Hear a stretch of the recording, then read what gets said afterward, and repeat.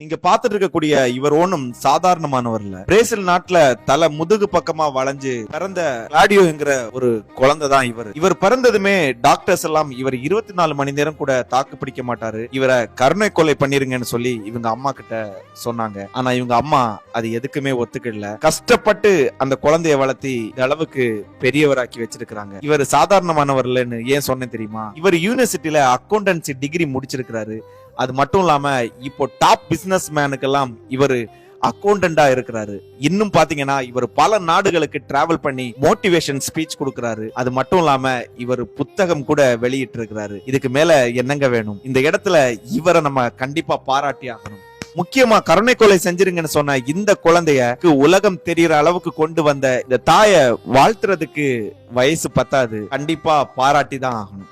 அந்த தாய்க்கும் மகனுக்கும் எங்களுடைய அன்கண்டிஷனல் லவ்.